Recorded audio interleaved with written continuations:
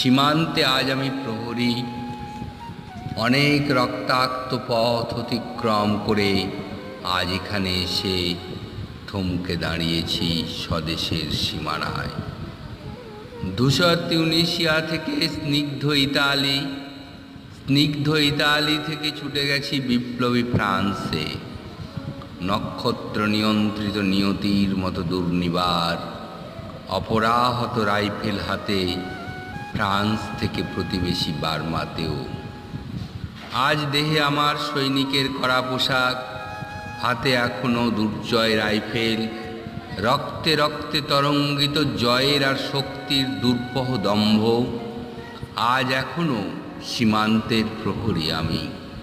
আজ কিন্তু নীল আকাশ আমাকে পাঠিয়েছি নিমন্ত্রণ। স্বদেশের হাওয়া